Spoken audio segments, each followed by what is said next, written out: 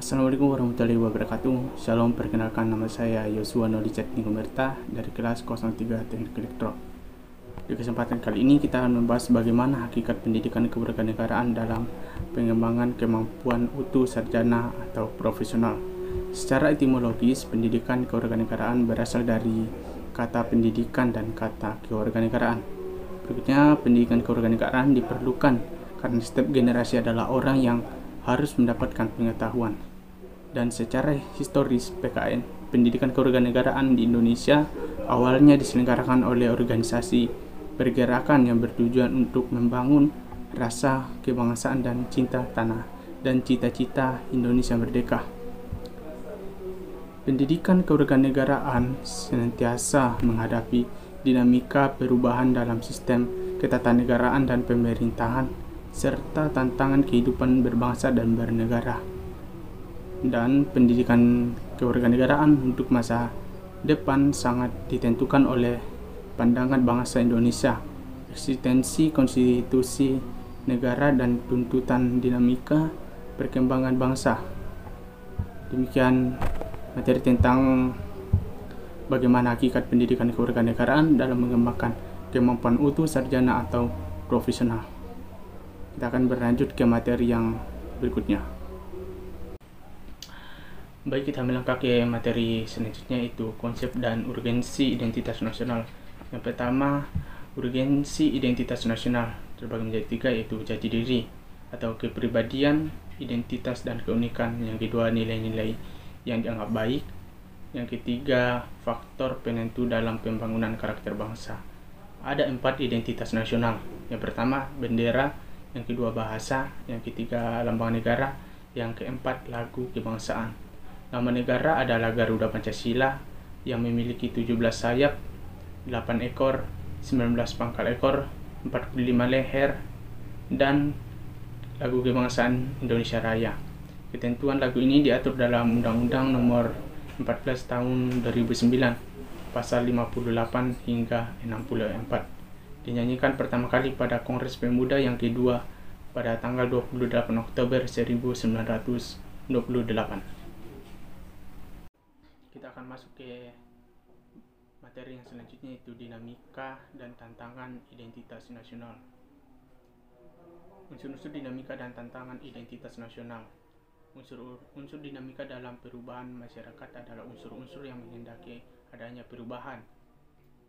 Apa arti dinamika? Dinamika adalah sebuah penyelenggaraan atau perubahan yang terjadi pada suatu hal yang menyebabkan sebuah dampak tertentu.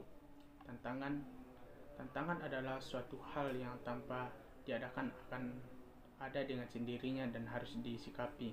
Identitas nasional tidak hanya bersifat fisik seperti simbol atau lambang, tetapi merupakan cerminan identitas bangsa dalam mewujudkan psikis atau non-fisik. Mari kita masuk ke dalam materi selanjutnya, yaitu konsep dan urgensi integrasi nasional.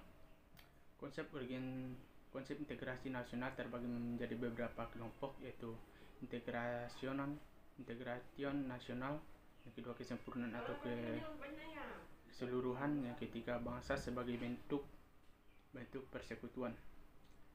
Jenis-jenis integrasi nasional: yang pertama integrasi politik, yang kedua dimensi horizontal, yang ketiga dimensi vertikal, yang keempat integrasi ekonomi, yang kelima integrasi sosial budaya. Integrasi nasional sangat diperlukan oleh negara Indonesia karena dari integrasi nasional dapat mempersatukan perbedaan-perbedaan yang ada di Indonesia, sehingga tidak adanya konflik perpecahan yang terjadi dikarenakan perbedaan semata. Kesimpulannya, integrasi nasional diperlukan untuk mencapai ketersediaan baru terhadap identitas baru yang diciptakan persatuan untuk mencegah integrasi bangsa. Baik, kita melangkah ke materi selanjutnya, yaitu dinamika integrasi nasional di Indonesia. Yang pertama, integrasi bangsa, mengajak gerakan Aceh Merdeka untuk bergabung. Yang kedua, integrasi wilayah, Deklarasi Juanda 13 Desember 1957. Yang ketiga, integrasi nilai, kesepakatan internalisasi nilai-nilai Pancasila. Yang keempat, integrasi elit massa, pendekatan pemimpin ke rakyat melalui kegiatan. Yang kelima, integrasi tingkah laku, pembentukan lembaga politik dan birokrasi. Baik, kita akan masuk ke materi yang selanjutnya, itu Konstitusi Negara Indonesia. Konstitusi merupakan seperangkat aturan atau hukum yang berisi ketentuan tentang bagaimana pemerintah diatur dan dijalankan.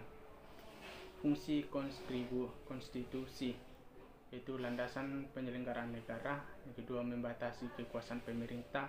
Yang ketiga, menjamin hak asasi warga negara. Setiap negara memiliki konstitusi.